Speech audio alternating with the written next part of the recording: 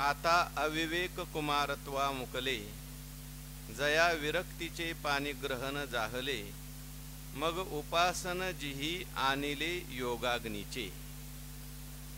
नमामि सद्गुरुं शांतं सच्चिदानंद विग्रहं, पूर्ण ब्रह्मपरानंद मिशम आळंदी वल्लभम। भगवंताच्या कृपेने, सर्व साधू संतांच्या आशीर्वादाने, पुण्यसलीला इंद्रायणी मातेच्या पावन तीरावर संजीवन समाधिस्थ ज्ञानोबरायांच्या या पवित्र अशा अलंकापूर नगरीमध्ये, सिद्धेश्वर भगवंताच्या पवित्र अशा सानिध्यामध्ये, जोग महाराज वारकरी शिक्षण संस्था आणि आळंदी देवस्थान यांच्या माध्यमातून सुरू असलेली ही नित्याची ज्ञानेश्वरी प्रवचन सेवा, प्रवचन सेवेकरता उपस्थित सर्व भाविक भक्त, श्रोते, सज्जन, माता भगिनी सर्वांना वंदन करून आपण सर्वांनी मिळून या ठिकाणी ही चिंतन सेवा करायची आहे। चौथ्या अध्यायातील 122 क्रमांकाच्या ओवीचं चिंतन आपल्याला आज करायचं आहे। चौथ्या अध्यायामध्ये भगवान श्रीकृष्ण परमात्म्यांनी अर्जुनांचं निमित्त करून दिव्य असा उपदेश केला। या उपदेशामध्ये भगवान परमात्मा काही यज्ञांचं वर्णन करतात। ज्ञानेश्वर महाराजांनी सुंदर असं भाष्य लिहिलेलं आहे, ज्ञानेश्वरी लिहिलेली आहे, त्याचं आपण चिंतन करत आहोत। भगवान श्रीकृष्ण परमात्म्यांनी या ठिकाणी जवळजवळ 13 यज्ञांचा उल्लेख केलेला आहे। व्यवस्थित करा, व्यवस्थित करा, खराब झाला तर। 13 यज्ञांच्या पैकी मुख्य यज्ञ जो आहे त्याचं चिंतन आपलं झालेलं आहे। मुख्य यज्ञ कोणता? बाकीचे सगळे यज्ञ जे आहेत त्या यज्ञाची उपांग म्हणून किंवा साधन म्हणून आपल्याला घेता येतील। भगवंतांनी जो मुख्य यज्ञ सांगितला त्याला ब्रह्मयज्ञ आपल्याला म्हणता येईल। जो श्लोक फार प्रसिद्ध आहे, नेहमी म्हटला जातो, त्या श्लोकाचं चिंतन आपण काल करून आलो। ब्रह्मार्पणम ब्रह्महवीर ब्रह्माग्नौ ब्रह्मणाहुतम ब्रह्मैव तेन गंतव्यम ब्रह्मकर्म समाधिना। जे ज्ञानी महात्मे असतात त्यांच्या जीवनामध्ये त्यांची प्रत्येक क्रिया ही यज्ञ असते। त्यांची दृष्टी कशी असते, क्रियेमध्ये कर्मामध्ये कशी दृष्टी असते, एक यज्ञाचं रूपक करून भगवान परमात्म्याने समजून सांगितलं। त्यांच्या दृष्टीने सर्व काही ब्रह्मरूप असतं। ज्ञान प्राप्त झाल्यानंतर दृष्टीमध्ये बदल होतो। अज्ञानी आणि ज्ञानी याच्यामध्ये काय फरक आहे? एवढाच फरक आहे, याची दृष्टी वेगळी आणि त्याची दृष्टी वेगळी आहे। ज्याला ज्ञान प्राप्त झालं त्याच्या दृष्टीने सर्व काही परमात्माच आहे। संत शिरोमणी सावता महाराज यांच्याकडे भगवान परमात्मा आपण होऊन गेले। चरित्रामध्ये असं आलंय, कूर्मदासाला भेटायचं निमित्त केलं आणि भगवान परमात्मा चैतन्य रूपाने मूर्तीतून बाहेर निघाले। नामदेव महाराजांचं कीर्तन चालू होतं। नामदेव महाराजांच्या लक्षात आलं काहीतरी गडबड होती, हा चोर कुठंतरी चालला वाटतं। देवाची मूर्ती खाली खाली दिसायला लागली, देवाच्या मूर्तीमध्ये चैतन्य दिसत नाही।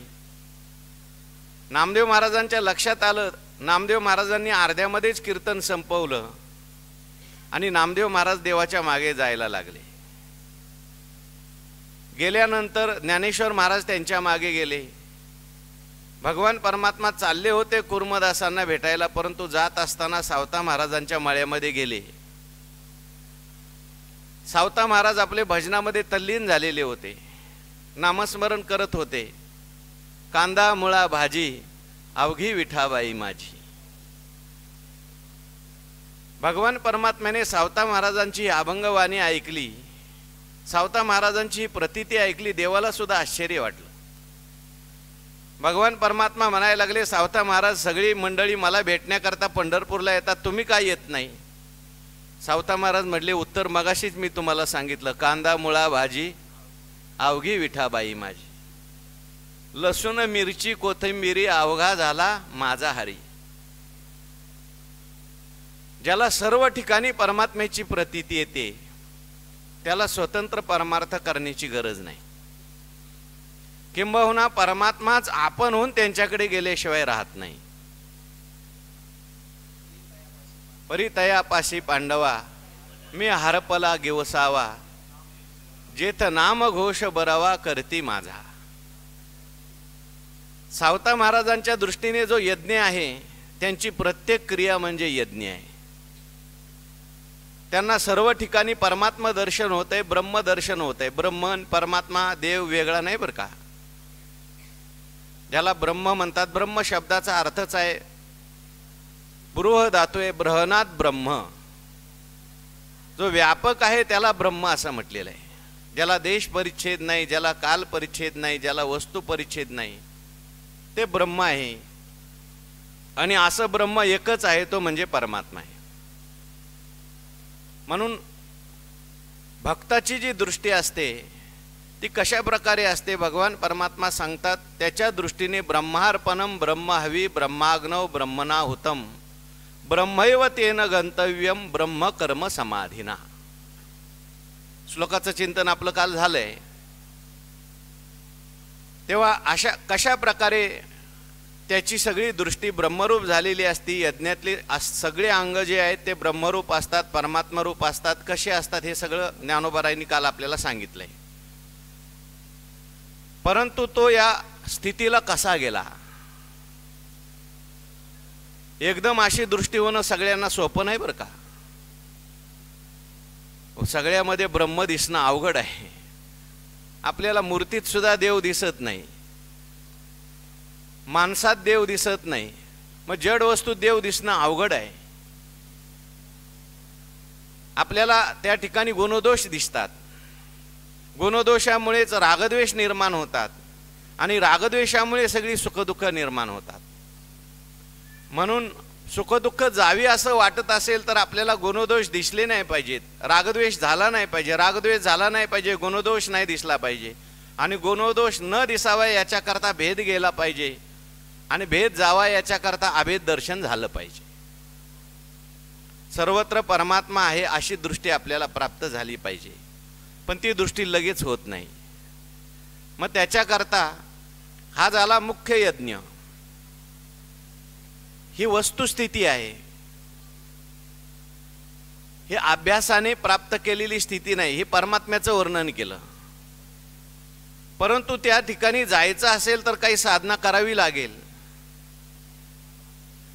काही उपासना करावी लागेल, काही दुसरे यज्ञ करावे लागतील. म्हणून हा मुख्य यज्ञ डोळ्यासमोर ठेवून भगवंतांनी इथं आता पुढे 12 यज्ञ सांगितलेले आहेत.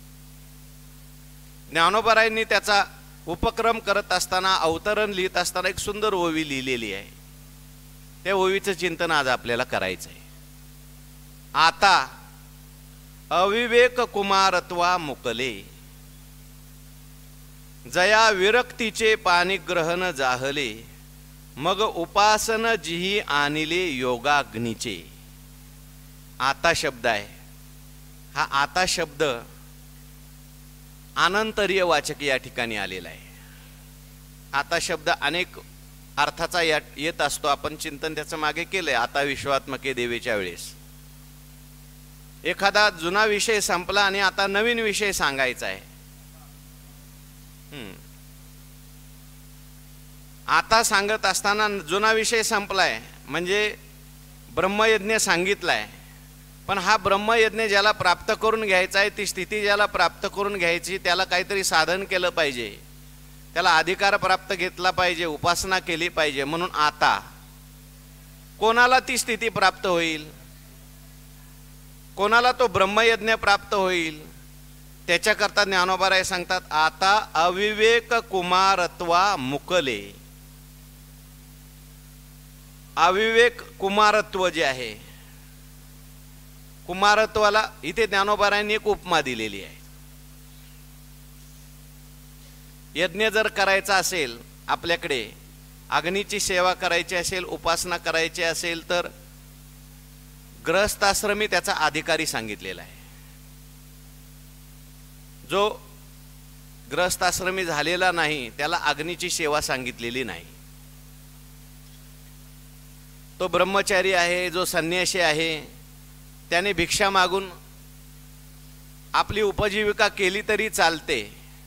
त्याच्याकरता शास्त्राने तो विधी सांगितला, मधुकरी मागा. अग्नीची उपासना त्या ठिकाणी, इकडेच बसा, विक्षेप होतो. अग्नीची सेवा त्याच्याकरता सांगितलेली नाही.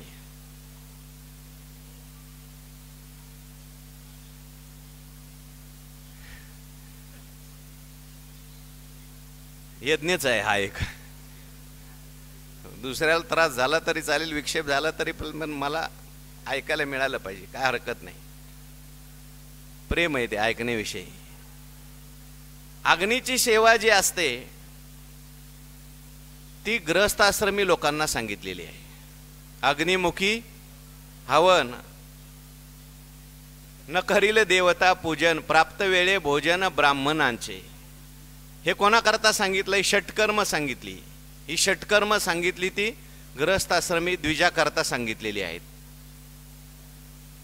तेव्हा या ठिकाणी ज्ञानोबारांनी एक रूपक केलेलं आहे.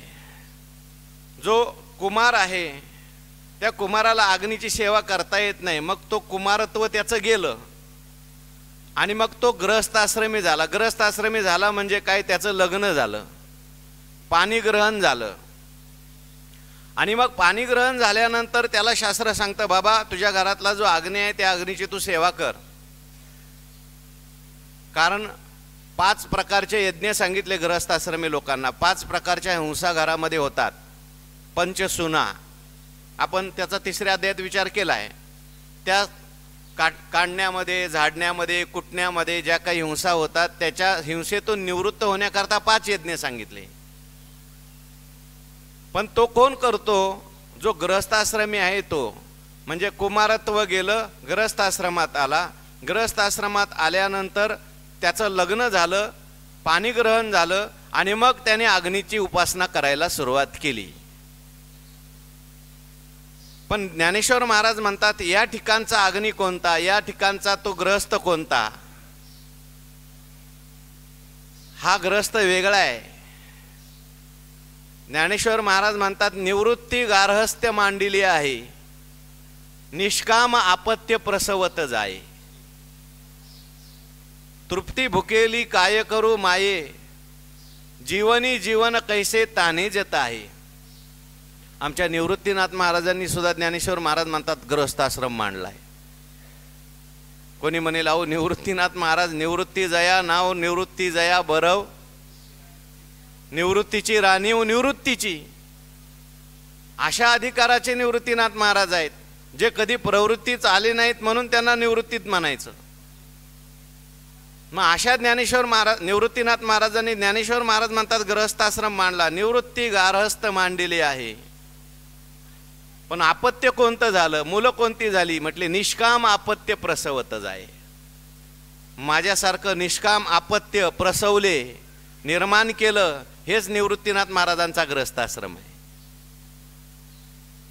मग या ठिकाणी सुद्धा हा जो साधक आहे तो कशा प्रकारे अग्नीची सेवा करतो, कोणत्या अग्नीची सेवा करतो, कोणता यज्ञ करतो, त्याच्याकरता तो कोणता गृहस्थाश्रम स्वीकारतो. ज्ञानोबाराय सांगतात, अविवेक कुमारत्वा मुकले.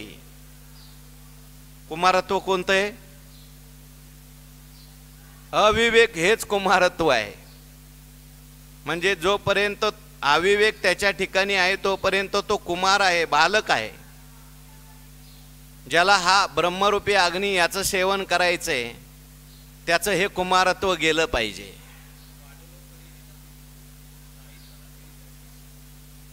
हो, एखादा मनुष्य जरी वयाने वाढलेला असेल, आता इथं कुमारत्व म्हणजे शरीराचं नाही घ्यायचं.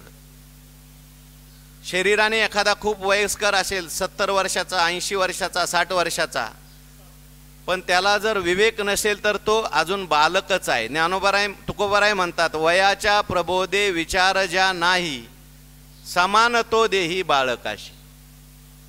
तो लहान मुलगा आहे असं समजून त्याची उपेक्षा करा. त्याचं वय वाढलंय, केस पांढरी झालेत, पण सगळं जरी असलं तरी अजून विचार नाही. तुकाराम महाराजांनी उदाहरण दिलंय, मांडवाच्या दारा पुढे आणिला म्हातारा. 105 वर्षाचा म्हातारा आशीर्वाद देण्याकरता मांडवाच्या दरवाजात आणला. द्या आशीर्वाद म्हटल्यानंतर तो म्हटला काय, म्हणे नवरी आणा रांड, जाळा नवऱ्याचे तोंड.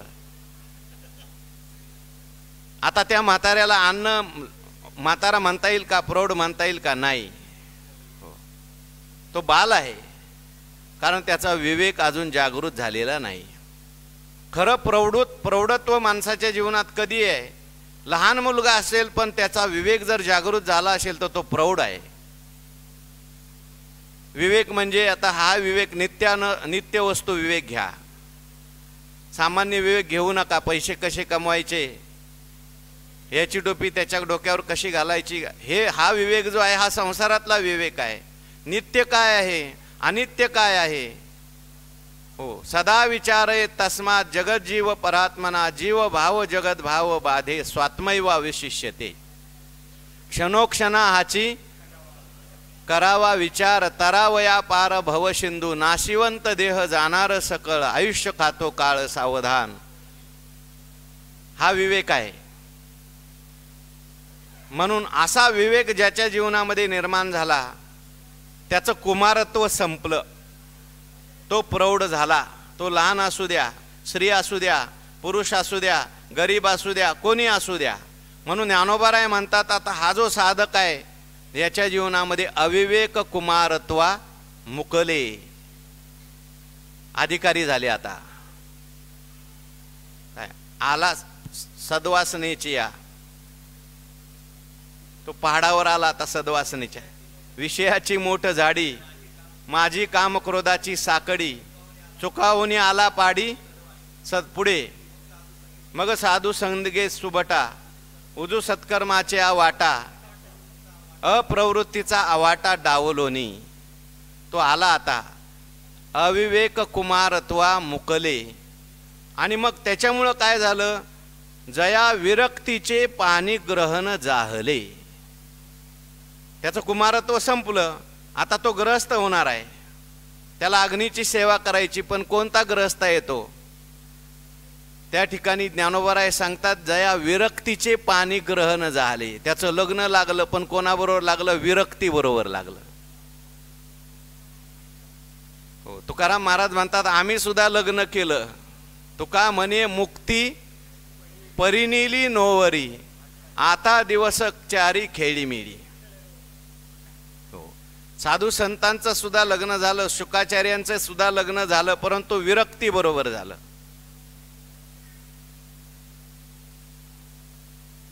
हो, लग्न अभिन्न. हा, मला ती चोई पाहिजे होती. तद्रूप ते बरोबर त्याचं लग्न लागलं, पाणीग्रहण झालं. म्हणजे अगोदर विवेक आहेच, पण त्या विवेकाबरोबर वैराग्य आलं. लक्षात ठेवा, नुसता विवेक असून चालत नाही. खूप विवेक आहे, पण त्या विवेकाबरोबर जर वैराग्य नसेल तर त्या विवेकाचा काय फायदाच होत नाही. ज्ञानोबाराय म्हणतात, तोंड भरो का विचारा, अंतकरणी विषयाशी थारा. तरी नातुडे धनुर्धरा त्रिशुद्धी मी. विवेक फार आहे त्याच्या जीवनामध्ये. सत्य काय, मिथ्या काय, खरं काय, खोटं काय. बरोबर करताना खोटंच करतो. ब्रह्म सत्यम जगन मिथ्या, जीव ब्रह्मैव नापराहा. पण वागताना मात्र मी देह आहे असंच वागतो. समजायचं विवेक भरपूर आहे, परंतु त्याला विरक्तीची जोड नाही.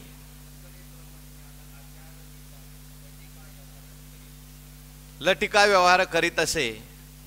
म्हणून अशा विवेकाची निंदा साधू संतांनी केली. तुकोबाराय म्हणतात, असा विवेक मला नको आहे देवा.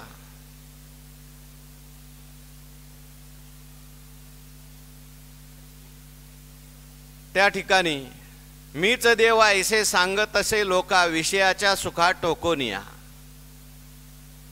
मुखे बोले ब्रह्मज्ञान, मनी धन आणि मान. तुकाराम महाराज म्हणतात ते ब्रह्मज्ञान काही कामाचं नाही. विवेक पाहिजे, पण विवेक नुसता असून चालत नाही. तर विवेकाबरोबर विवेकासहित वैराग्याचे बळ. बरं, काही लोकांच्याकडे वैराग्य भरपूर असतं पण विवेक काहीच नसतो. आता दुसरं घ्या, विरक्ती आहे पण नुसतीच विरक्ती आहे, हो, त्याला वैराग्याची जोडच नाही. मग असं वैराग्य जे आहे त्या वैराग्याचं रूपांतर काही दिवसानंतर वैतागामध्ये होतं, कारण आंधळ वैराग्य असतं ते. हो, काही नाही, जेवणच करत नाही, पण कशा करता जेवण करत नाही, तो म्हणतो मला काय माहिती नाही, तो करत नाही म्हणून मी करत नाही. त्याला विवेकाचं अधिष्ठान नाही, एकाच पायावर उभा राहतो. आमचे गुरुवर्य म्हणायचे, आमचे गुरु काही खातच नाहीत. खातच नाहीत म्हणजे गुरुवर्य वैद्यबाबा म्हणायचे, तुझा गुरु काय साप आहे का, तो हवेवर जगतो. अरे, न खाणं हा काही संतांचा धर्म सांगितलेला नाही, अजिबातच न खाणं. काहीतरी शरीराला त्रास देणं विनाकारण, ही काही भक्ती सांगितलेली नाही. त्याच्या पाठीमागे जर विवेक असेल, विवेकासहित जर ती भक्ती असेल, स्वरूपाच्या प्रसरा लागे प्राणेंद्रिय शरीरा आटणी करणे असेल, तर ती विरक्ती जी आहे ती फलद्रूप होते. म्हणून ज्ञानोबाराय सांगतात, अविवेक कुमारत्वा मुकले जया विरक्तीचे पाणी ग्रहण जाहले. काय, विवेकाला ज्ञानाला विरक्तीची जोड पाहिजे. विरक्ती वाचोनी कही ज्ञानाशी तगनेची नाही, ऐशे विचारोनी ठाई ठेविले देवे. उपासनेमध्ये भक्तीमध्ये हे दोन्ही पाहिजेत. मागे आपण चिंतन करून आलो, रामायणामध्ये असं वर्णन आलं, सीतामाता त्या पंचवटीमध्ये होत्या. त्या सीतामातेने ते हरिण पाहिलं, हरिण पाहिल्यानंतर प्रभू रामचंद्रांना त्याच्या पाठीमागं पाठवलं. प्रभू रामचंद्र गेले पण त्यांनी लक्ष्मण महाराजांना तिथं ठेवलं. प्रभू रामचंद्र म्हणजे ज्ञान आहे, सीतामाता म्हणजे भक्ती आहे, आणि लक्ष्मण महाराज म्हणजे वैराग्य आहे. जरी ज्ञान गेलं तरी सुद्धा वैराग्य भक्तीचं लक्षण करत असतं, पण भक्तीने त्या वैराग्यालाही पाठवून दिलं. मग मात्र काम क्रोधरूपी रावण येतो आणि भक्तीला घेऊन जातो. भक्तीला जीवनभर रडावं लागतं. म्हणून ज्ञानोबाराय म्हणतात, हे जे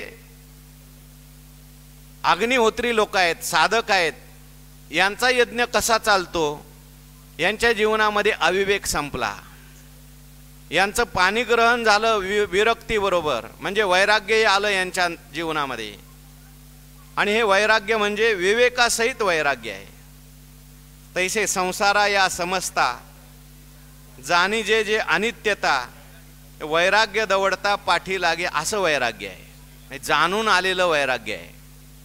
उठिलेनी वैराग्य जेने हा त्रिवर्गो ऐसा सांडणे, जैसे वमुनिया सुने आत्ताची गेले, असं वैराग्य आहे. म्हणजे आता हे परत भंग होणारं वैराग्य नाही, जाणीवपूर्वक वैराग्य, काय सत्य काय मिथ्या काय हे जाणून वैराग्य निर्माण झालेलं आहे.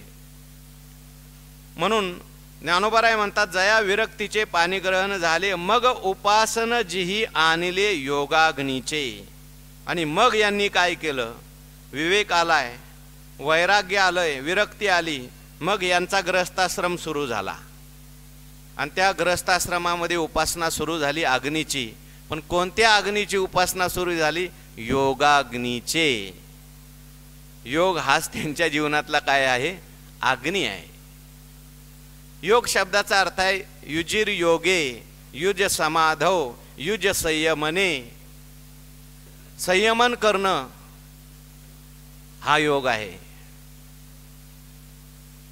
युजिर योगे म्हणजे जोडणं, याला योग म्हणतात. परमात्म्याशी त्यांनी आपल्याला जोडलंय. परमात्म्याच्या चिंतनाच्या माध्यमातून, नामस्मरणाच्या माध्यमातून, किंवा युज समाधव, त्यांनी परमात्मा स्वरूपाचं चिंतन करत करत समाधी प्राप्त करून घेतलेली आहे, परमात्मा स्वरूपता प्राप्त करून घेतलेली. हा योगाग्नी प्रज्वलित त्यांच्या जीवनात झाला. त्या योगाग्नीमध्ये त्यांच्या आता आहुती पडायला लागल्या. आता कोणते कोणते योगी आहेत आणि कशा कशा आहुती टाकतात हे पुढच्या श्लोकामध्ये सांगितलेत, 12 यज्ञ सांगितलेले आहेत. त्याचं चिंतन आपल्याला करायचं आहे. 25वा श्लोक सगळ्यांनी बघा. दैवमेवा परे यज्ञम योगिनः पर्युपासते ब्रह्माग्नाव परे यज्ञम यज्ञेनैवोपजुह्वति. भगवान परमात्मा सांगतात, आता पुढचे जे यज्ञ आहेत याच्यामध्ये वेगवेगळे यज्ञ सांगितले, वेगवेगळे साधक सांगितले आणि ते आपापल्या परीने कशा प्रकारे यज्ञ करतात, परमात्म्याची उपासना करतात हे सांगितलंय. आपण काल पाहून आलो यज्ञ शब्दाचा अर्थ यज्ञो वै विष्णू. यज्ञ म्हणजे काय? भगवान परमात्मा यज्ञ आहे. विष्णू शब्दामध्ये विष धातू आहे, जो व्यापक आहे त्याला विष्णू असं म्हटलेलं आहे. म्हणजे व्यापक असलेला जो परमात्मा आहे त्या परमात्म्याकरता केलेली जी काही क्रिया असेल ती सगळी यज्ञ आहे. हे विश्व म्हणजे परमात्म्याचं स्वरूपच आहे. आणि या विश्वाकरता केलेली जी जी आपण काही क्रिया असेल, विश्वाच्या कल्याणाकरता असेल, जगाच्या कल्याणाकरता असेल, परमात्म्याची सेवा म्हणून असेल, ती सगळी क्रिया यज्ञामध्ये जमा होते. हे पुढे यज्ञ सांगितलेले आहेत. आपलं पाहणं सुद्धा यज्ञ होऊ शकतं, आपलं ऐकणं सुद्धा यज्ञ आहे, आपलं भोजन करणं सुद्धा यज्ञ आहे. आपण काल पाहून आलो. यज्ञ कधी होईल? आपण जर परमात्म्याला पाहिलं, सगळ्यांच्या मध्ये परमात्मा आहे असं जर आपण पाहण्याचा अभ्यास केला तर तो यज्ञ होईल. किंवा डोळे तुम्ही घ्या रे सुख पहा विठोबाचे मुख, हे जर केलं तर यज्ञ, नाहीतर मग यज्ञ नाही. तुम्ही ऐका रे कान माझ्या विठोबाचे गुण असं म्हटलं तर ऐकणं काय झाला? यज्ञ. पायी तीर्थयात्रा केली तर पायाने चालणं सुद्धा झाला यज्ञ. बोलत असताना भगवंताच्या विषयी बोलला तर तो झाला यज्ञ. म्हणून अशा प्रकारे हे सगळे यज्ञ कोण कोण कसे कसे करतात भगवान परमात्मा या ठिकाणी सांगतात. दैवम अपरे योगिनाः दैव एव यज्ञम पर्युपासते. अपरे योगिना म्हणजे दुसरे काही योगी आहेत. आता याच्यामध्ये पहिले योगी सांगितले ब्रह्मयज्ञ करणारे, ब्रह्मार्पणम ब्रह्महवी, हे उच्च अधिकाराचे योगी आहेत. त्यांच्या जीवनामध्ये विवेक आहे, त्यांच्या जीवनामध्ये विरक्ती आहे, असं त्या ब्रह्मस्थितीला प्राप्त होऊ शकतात, परमात्मा स्थितीला प्राप्त होऊ शकतात आणि त्यांच्या जीवनात तो यज्ञ घडू शकतो. पण तो लगेच यज्ञ प्राप्त होत नाही, त्याच्याकरता अगोदर काही यज्ञ करावे लागतात. सगळ्यांना तो यज्ञ लगेच साध्य होणार नाही. जो गृहस्थाश्रमी मनुष्य आहे, ज्याला अजून तीव्र वैराग्य निर्माण झालेलं नाही, असे काही लोक आहेत, त्यांच्याकरता सुद्धा यज्ञ सांगितले. 3ऱ्या अध्यायाची सुरुवातच करताना ब्रह्मदेवाची कथा सांगितली. आपण ते सगळं पाहून आलो. सहयज्ञा प्रजा सृष्ट्वा पुरोवाच प्रजापती अनेन एषोस्त्विष्ट कामधुक. भगवान ब्रह्मदेवाने यज्ञ त्या ठिकाणी काय केला? निर्माण केला. यज्ञासह प्रजा निर्माण केली. सहिते सृजिली भूते समजते नेनतिती यज्ञाते म्हणून या सूक्ष्म म्हणून या. ते वेळी प्रजे विनविला ब्रह्मा येत देवा येत आश्रय काय आम्हा. तव म्हणे तो कमळ जन्मा भूताप्रती तुम्हा वर्ण विशेषे विहिते. आम्ही हा स्वधर्माची विहिला असे याते उपासा मग आपैसे पुरती काम. तुम्ही व्रत नियम न करावे, शरीराते न पिडावे, दुरी कै न वचावी तीर्थाशी गा. हो, का सांगितलंय ते लक्षात ठेवा. लगेच जर तुम्ही जर तीव्र सांगितलं, हो, जर ज्ञानेश्वर महाराज म्हटले असते देवाची द्वारी बस पूर्ण दिवसभरी, लोक म्हणले असते देव बी नको द्वार पण नको. मग काय सांगितलं? देवाचे द्वारी उभा क्षण भरी. तो म्हणतो क्षणभर तर जायचंय, क्षणभर तर बसायचंय, चला. प्रवृत्ती होते त्याची. एकदम ग्रस्ताश्रमामध्ये शेंडी सकट बुडालेला आहे, त्याला हळूहळू बाहेर काढायचंय. मग त्याच्याकरता सांगितलं, पहिले सकाम यज्ञ सांगितले, नंतर निष्काम यज्ञ सांगितले, आणि मग ब्रह्मार्पणम क्रिया सांगितली, लक्षात ठेवा. म्हणून असे आता इथून सुरुवात केली. दैवम अपरे योगिनः दैवम एव यज्ञ पर्युपासते. दुसरे काही योगी आहेत ते त्या ठिकाणी दैव यज्ञ करतात. दैवम एव यज्ञम, दैवच यज्ञ. आता दैव यज्ञ या शब्दाचे अर्थ वेगवेगळे केलेले आहेत. हो, दैव शब्दाचा अर्थ आहे देवताच्या संबंधाने असेल ते सगळं दैव. मग आता देवता याच्यामध्ये आपल्याला एक मुख्य देवता घेता येते, परमात्म्याच्या संबंधाने असलेलं कर्म त्याचा विचार आपण केला आहे. परंतु काही शास्त्राने विधीनेच आपल्याला यज्ञ सांगितले. इंद्र, अग्नी, सोम याच्या संबंधाने काही यज्ञक्रिया करायला सांगितलेल्या आहेत. कारण ह्या सगळ्या आपल्या शरीरामध्ये असलेल्या इंद्रियांच्या अधिष्ठात्री देवता आहेत आणि त्या देवतेंची प्रसन्नता आपल्यावर राहावी याच्याकरता सुद्धा सकाम यज्ञ सुद्धा करायला सांगितलेले आहेत. आपण जो काही होम करतो ते यज्ञकुंड असतं, त्या यज्ञकुंडामध्ये इंद्राय स्वाहा म्हणतो, वरुणाय स्वाहा म्हणतो, अग्नेय स्वाहा म्हणतो. हे त्या देवतेची कृपा आपल्यावर होते. त्या देवतेचं जे जे काही इंद्रिय आहे ते सदृढ राहावं असं वाटत असेल तर त्या देवाची आपल्यावर कृपा पाहिजे.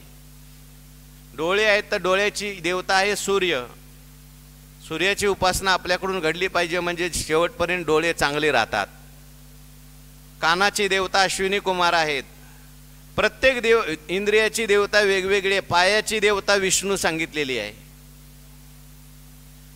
प्रत्येक इंद्रियाच्या 5 ज्ञानेंद्रियाच्या 5 देवता आहेत आणि मग त्या देवतांच्या करता म्हणून गृहस्थाश्रमी लोकांच्या करता हे सगळे दैवयज्ञ सांगितले. देवान भावयतानेन ते देवा भावयंतु वहा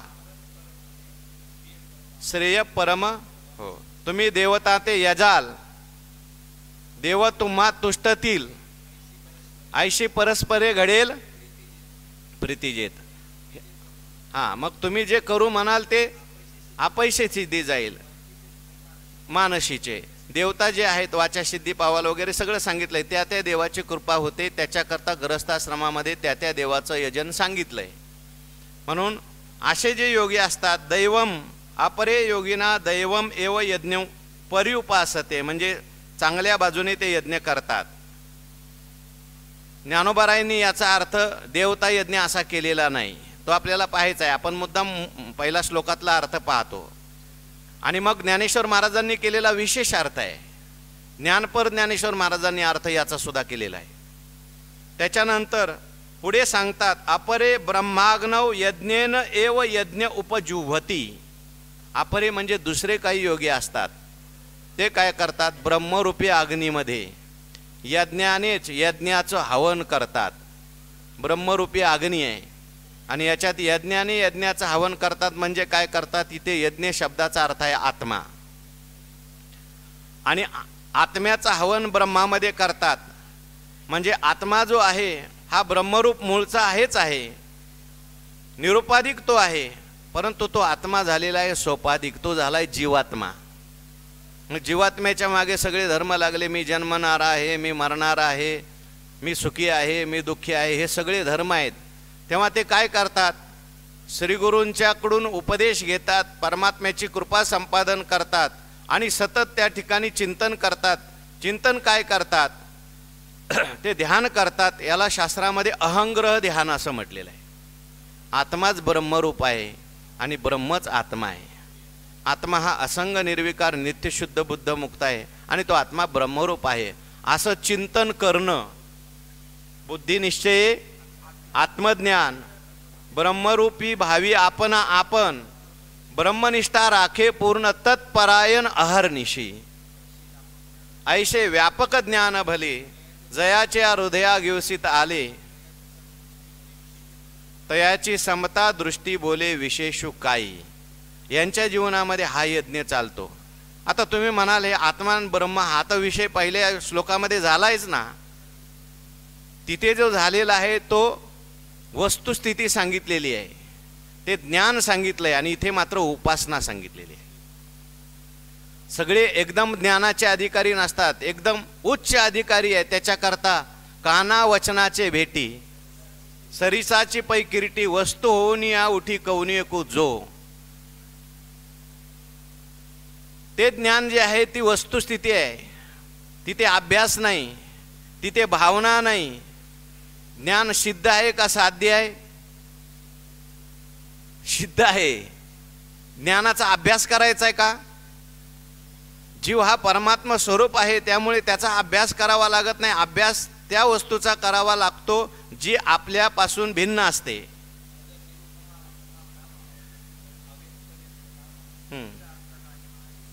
परमात्मा परोक्ष आहे का अपरोक्ष आहे?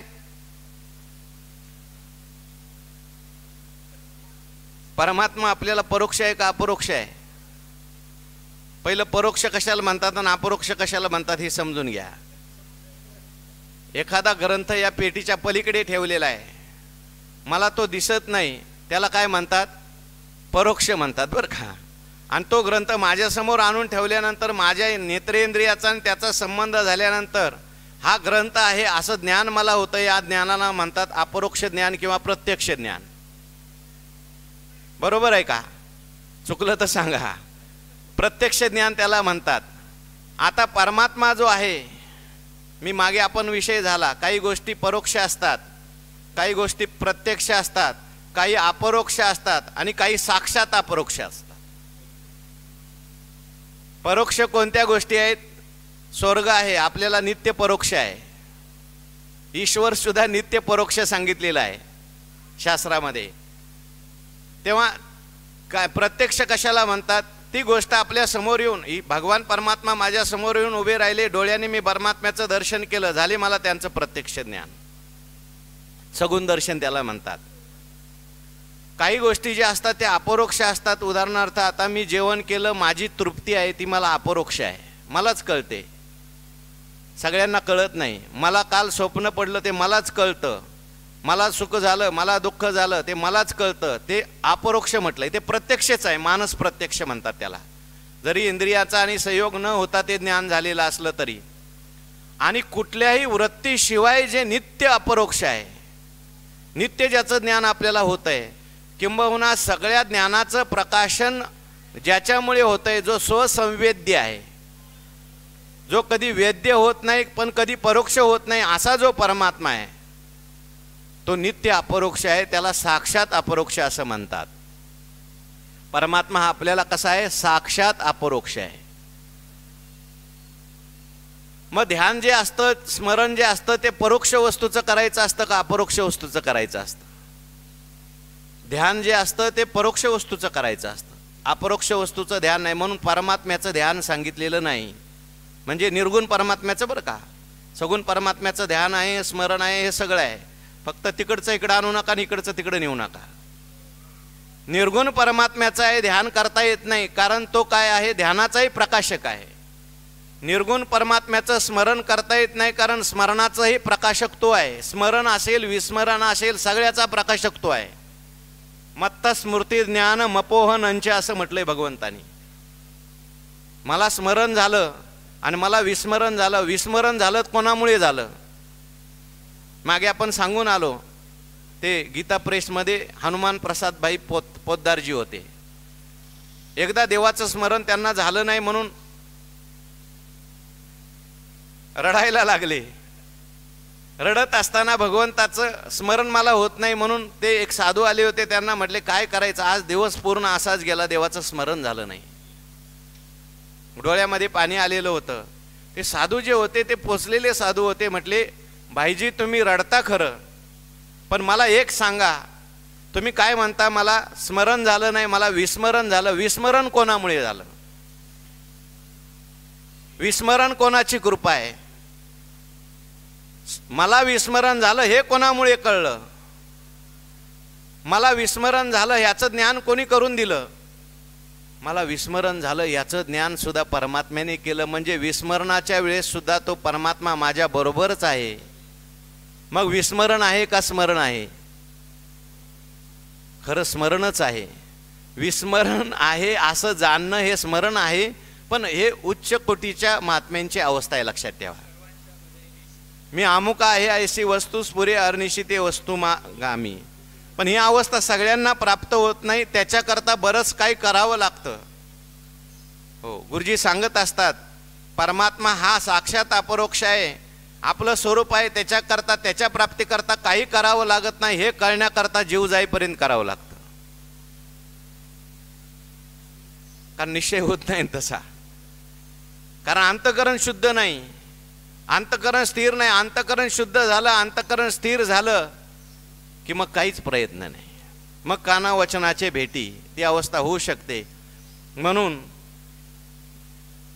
हा जो दुसरा यज्ञ सांगितला, आत्मा आणि ब्रह्म एकच आहेत असा अभ्यास करायचा, हा यज्ञ जो आहे हा अभ्यास आहे, भावना आहे. याला अहंग्रह ज्ञानशास्त्रामध्ये म्हटलंय. ते काही योगी करतात. ज्ञानोबारांनी याच्यावर काय भाष्य लिहिले त्याचं थोडंसं आपल्याला चिंतन करायचं आहे. जे यजनशील अहर्निशी,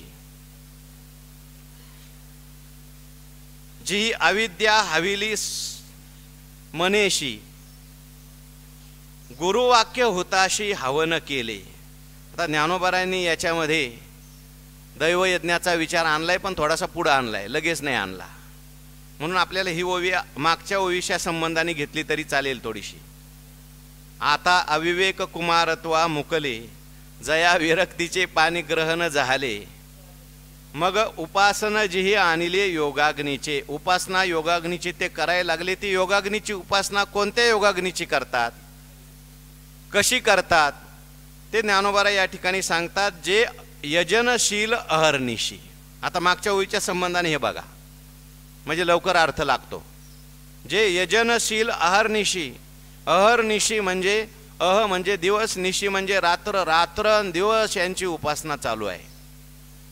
रात्रंदिवस यांचं यजन चालू आहे.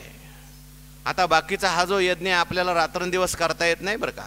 हा होम असेल, कुंड असेल, त्याच्यात अग्नी टाकायचा, रात्रंदिवस करतो का आपण? काही कालापुरता असतो तो. पण एक यज्ञ मात्र आपल्याला रात्रंदिवस करता येतो, तो म्हणजे भगवंताचं चिंतन.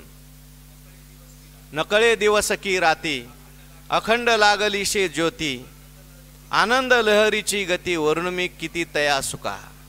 एका जनार्दनी नित्य हरीचे कीर्तन, आशनी शयनी जया, जागृती स्वप्न सुषुप्ती नाठवे, पाहता रूप आनंद साठवे. यजनशील अहर्निशी बरं का. ते अहर्निशी रात्रंदिवस त्या परमात्म्याचं चिंतन करतात. गोविंदा. जी अविद्या हविली मनेशी, गुरुवाक्य हुताशी हवन केले. आता यांचं त्या ठिकाणी यज्ञकुंड कोणतं आहे, यज्ञात टाकायचा हवीर द्रव्य कोणतं आहे, आणि यज्ञातला अग्नी कोणता आहे बघा. हा योगाग्नी आहे बरं का. आणि हा योगाग्नी प्रज्वलित केला. कोणी प्रज्वलित केला या ठिकाणी सांगतात, गुरुवाक्य हुताशी. गुरूंचं वाक्य हाच हुताशन आहे. हुताशन म्हणजे अग्नी आहे. श्रीगुरूंच्या सहवासामध्ये साधक गेला की श्रीगुरू जे आहेत त्याला काही वाक्यांचा उपदेश करतात. कोणत्या वाक्यांचा उपदेश करतात? हो, तुझं लवकर लग्न जमून जाईल, तुला नोकरी लागेल, त्या ठिकाणी आणखीन तुला हे होईल, ते मूलबाळ होईल. ह्या वाक्यांचा उपदेश खरे गुरु करत नाहीत. मंत्र तंत्र उपदेशिती घरोघरी गुरु आहे ते आयती, शिष्या ते मेळवी सद्वस्तु ते, श्रीकृष्ण त्या ते सद्गुरु मानी. सद्वस्तूची प्राप्ती करून देतात. मग ते काय करतात, त्याला काही वाक्य सांगतात. पुढे येणार आहे, तद्विधी प्रणिपातेन प्रणिप्रश्नेन सेवया. सेवा पूर्ण झाली, अंतःकरण शुद्ध झालं की त्याला त्या ठिकाणी काही वाक्य गुरु सांगतात. कोणती कोणती वाक्य सांगतात? त्या वाक्यामध्ये दोन प्रकार सांगितले. एक आहे अवांतर वाक्य आणि एक आहे महावाक्य. गुरु काय अवांतर वाक्य सांगतात. अवांतर गुरु वाक्य हुताशी म्हटलंय बरं का, म्हणून मी बोलतोय. आणि त्या वाक्याला अग्नी का म्हणायचं? आणि त्या अग्नीमध्ये काय, जसं यज्ञकुंड असतं, त्या कुंडात अग्नी पेटलेला असतो, त्यात आपण तूप टाकतो, आणखीन तीळ टाकतो, समिधा टाकतो, आणि त्या समिधा जळतात. पण नुसत्या जळत नाही, त्याचं अदृष्ट तयार होतं. आणि ते अदृष्ट आपलं अंतःकरण शुद्ध करतं. त्या त्या देवतेकडे त्या ठिकाणी ते अदृष्ट आपलं फल पोचवतं. पण आता या ठिकाणी जो अग्नी आहे तो कोणता अग्नी आहे? गुरु वाक्य हा अग्नी आहे. आणि त्याच्यात टाकायचंय काय? काय टाकलंय ओळीमध्ये बघा, जी अविद्या हविली मनेसी, गुरुवाक्य हुताशी हवन केले. टाकायचंय काय? हवन कशाचं करायचं? अविद्येचं करायचंय. नुसत्याच अविद्येचं करायचं नाही, मनाचं हवन करायचंय. आणि कोणत्या अग्नीमध्ये करायचंय? गुरुच्या मुखातले आलेल्या वाक्यामध्ये करायचंय. आता कसं हवन होतं? गुरुवाक्य अग्नीमध्ये मन कसं संपतं, अविद्या कशी संपते, त्याच्यावरून त्याला अग्नी का म्हणायचं?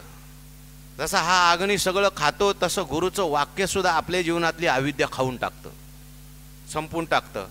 जसं त्या ठिकाणी हा अग्नी जे आहे त्या समिधा नष्ट होतात, त्याप्रमाणे आपल्या जीवनामध्ये असलेलं जे मन आहे, मनपणा जो आहे, तो सुद्धा गुरुच्या वाक्याने कसा जातो. मग त्याच्यामध्ये गुरूंच्या महावाक्याचा कसा फायदा होतो, गुरूंच्या अवांतर वाक्यांचा कसा फायदा होतो. तुम्ही म्हणाल वाक्य तर काय ग्रंथामध्ये सगळी आलेलीच आहेत, त्या गुरुची आम्हाला काय गरज आहे? काय काय लोक म्हणतात आम्हाला परमात्मा आहे, आम्ही आहोत, बीच में मेरा चांद भाई, गुरु कशाला पाहिजे? तर तस्मात् शास्त्रम प्रपद्येत तस्मात् जिज्ञासुश्रेयम उत्तमम असं म्हटलेलं आहे. गुरूंचं त्या ठिकाणी मध्ये फार मोठं काम आहे. भगवान परमात्मा सुद्धा सांगतात. हो, नामदेव महाराजांना त्या ठिकाणी प्रचिती आणून द्यायची होती की मी सर्व ठिकाणी व्यापक आहे. म्हणून भगवान परमात्मा, मी सुरुवातीला चरित्र सांगितलं, त्या मूर्तीतून बाहेर निघाले. मूर्तीतून बाहेर आल्यानंतर ज्ञानेश्वर महाराज, नामदेव महाराज दोघंही आले. सावता महाराजांनी पाहिलं देवाला. पाहिल्यानंतर देवाला म्हटले, देवा फार थकलेले दिसतात, घामाघूम झालेले दिसतात. हो, अरे सावतोबा खूप लांबून आलो, मला माझ्या मागं 2 चोर लागलेले आहेत. सावता महाराज म्हटले, चोराच्या मागं कसं काय चोर लागले? मला फार थकवा आलेला आहे. सावता महाराजांना सांगितल्यानंतर सावता महाराज म्हटले, देवा पहिलं पाणी पिऊन घ्या. म्हटले, द्या पाणी. पाणी द्या म्हटल्यानंतर सावता महाराजांनी समोर पाट वाहत होता तो दाखवला. म्हटले, देवा प्या पाणी, किती प्यायचं इथे? देवाने ओंजळीने पाणी प्यायला सुरुवात केली. 2 ओंजळीने काय पिता येणार म्हणून 4 ओंजळी केल्या, चतुर्भुज झाले, पाणी प्यायला लागले. सावता महाराजांच्या मोठेतून निघालेलं ते पाणी असल्यामुळे देवाला सुद्धा आनंद झाला. झाल्यानंतर भगवान परमात्मा म्हटले, अरे सावतोबा, माझ्या मागे चोर लागलेले आहेत, ते चोर मला शोधल्याशिवाय राहणार नाही. भगवान परमात्म्याला म्हटले, लपा एखाद्या त्या ऊसाच्या शेतामध्ये, मकेच्या शेतामध्ये लपा देवा तुम्ही. भगवान म्हटले, आहे ते चोर साधे नाहीत, कुठं जरी मी बसलो तरी ते मला शोधून काढणारे दोघे आहेत. या उपाधी माझी गुप्त चैतन्य असेच ते तत्वज्ञ संत आहेत.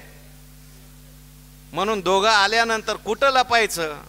सावता महाराजांना भगवंतांनी सांगितलं, सावता महाराज, मला एकच जागा दिसते, चांगली जागा, स्वच्छ जागा, पवित्र जागा. हो, साठविला हरी जी हृदय मंदिरी. मंदिर असेल तर भगवान परमात्मा साठवला जातो. म्हणून सावता महाराजांना भगवंतांनी सांगितलं, मला एकच जागा दिसते बाबा, तुझं हृदय, तुझं पोट, तुझ्या पोटातच मला लपायला चांगली जागा वाटते, बाकी दुसरीकडे मला जाऊशी वाटत नाही. जयाचे चोखटे मानसी, मी होनी क्षेत्र संन्यासी, निदले याते उपासी वैराग्य गा. असे महात्मे देवाला आवडतात. आगवाची करचरणी, लेले शांतीची लेणी, जयाचे चित्त गवसनी व्यापका मज. सावता महाराजांना बोलल्याबरोबर सावता महाराज म्हटले, देवा आता तुमची इच्छाच जर आहे, तसं तर तुम्ही सर्व ठिकाणी आहे, पण तुमची इच्छाच, स्थूल विग्रह तुमचा माझ्या पोटात लपवावा अशी इच्छा असेल. हातामध्ये खुरपं होतलं, लगेच पोट फाडून टाकलं. आणि पोट फाडल्यानंतर देवाला सांगितलं, देवा लपा माझ्या पोटामध्ये. कारण त्यांना देहाविषयी कुठल्याही प्रकारे आसक्ती नव्हती, देवाविषयीच खरी आसक्ती होती. आता भगवान परमात्मा समोर होते, त्यामुळे पोट फाडलं तरी वेदना झाल्या, देव त्यांच्याकडे बघत होते ना. सावता महाराजांच्या पोटामध्ये भगवान परमात्मा लपले. आणि लपल्यानंतर मग ज्ञानेश्वर महाराज आले, नामदेव महाराज आले. धावत पळत सावता महाराजांनी पाहुणचार केला, नमस्कार केला. कशा करता आले, काय एवढं धावपळ चाललंय? म्हटले, अहो चोराला शोधतोय. कोण चोर आहे? धरिला पंढरीचा चोर. तो भगवान परमात्मा निघालेला आहे. कुठे गेलेला आहे? आम्हाला शोधायचं आहे. सावता महाराज म्हणायला लागले नामदेव महाराजांना, नामदेव महाराज, तुम्हाला माहिती नाही का, विठ्ठल विस्तारला जनी, सप्तही पाताळे भरोनी, विठ्ठल व्यापक त्रिभुवनी. विठ्ठल मुनी मानसी. नामदेव महाराज म्हटले, सावता महाराज हे प्रवचन राहू द्या, त्या विठ्ठलाचं मला आता इथं काही काम नाही. त्या विठ्ठलापेक्षा मला आवडे हे रूप गोजिरे सगुण ते पाहिजे. त्याला तुम्ही कुठं लपवलंय सांगा. हो, काही ठिकाणी असं वर्णन आलंय की भगवंताचा शेला बाहेर लोंबत होता. शेवटी सावता महाराजांना प्रार्थना केली आणि मग सावता महाराजांनी देवाला सांगितलं, देवा आता हे चोर तुम्हाला भेटल्याशिवाय राहणार नाहीत, यांना दर्शन द्या. भगवंतांनी दर्शन दिलं. कशाकरता सांगितलं? भगवान परमात्म्याने मुद्दाम नामदेव महाराजांना हे दाखवून दिलं, मी फक्त विटेवरच उभा नाही, सावता महाराजांसारखे संत आहेत त्यांच्या हृदयामध्ये मी राहतो. हो, सावता महाराजांसारखे संत हे माझं रूपडच आहे. हो, काय आत्मज्ञाने चोखडी संत ही माझी रूपडी, दृष्टी पडे आवडी कामिनी जैशी. अरे बाबा, सावता महाराजांना विचार मी कुठे राहतो. सावता महाराज म्हटले, कांदा मुळा भाजी अवघी विठाबाई माझी. सर्व देवते संत, देवते संत, निमित्त त्या प्रतिमा. काय विषय आपला चाललेला आहे? गुरुवाक्य हुताशी. गुरु जे आहेत ते वाक्य सांगतात. त्या वाक्यामध्ये दोन प्रकार आहेत. एक आहे अवांतर वाक्य, सत्यम ज्ञानम अनंतम ब्रह्म. परमात्मा आहे, परमात्मा आहे, देव आहे, देव आहे. हो, देव काय, देव घ्या कोणी, देव घ्या कोणी, ही सगळी अवांतर वाक्य आहेत.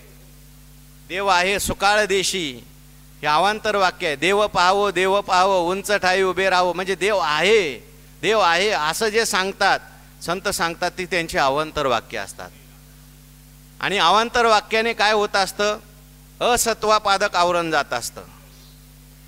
असत्वापादक आवरण म्हणजे काय? अभानापादक आवरण म्हणजे काय? असत्वापादक आवरण म्हणजे देव नाहीच मनुष्य म्हणत असतो, याला म्हणायचं असत्वापादक आवरण. आणि अभानापादक आवरण म्हणजे देव आहे तुम्ही म्हणता पण मला त्याची प्रतीती येत नाही. मग त्याच्याकरता संत पुन्हा महावाक्य झाल्यानंतर मुख्य अवांतर वाक्य झाल्यानंतर महावाक्याचा उपदेश करतात. आणि ते महावाक्य जर कोणतं असेल तर देवची बरे, देवची बरे, तुका म्हणे खरे तुम्ही.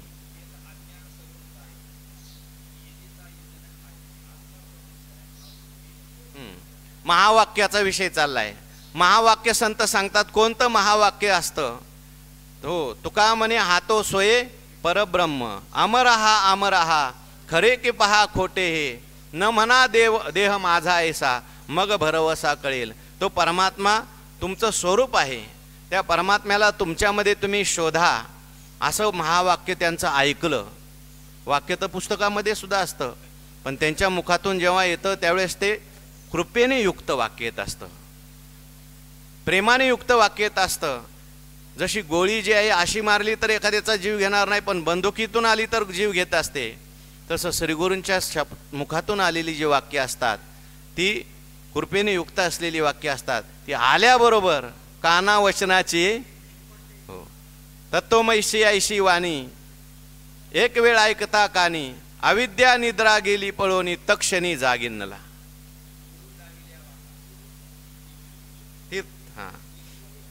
महावाक्य, महावाक्य काय करतात? महावाक्य जीवाला, तुका म्हणे कानी ऐकली मात, तोची झाला घात जीवपणा. आणि मग त्यांनी काय केलं? गुरुवाक्य हुताशी हवन केले. मग त्यामुळे काय होतं? पहिल्यांदा, सगळ्यात पहिल्यांदा जर काय होत असेल तर अविद्या जाते.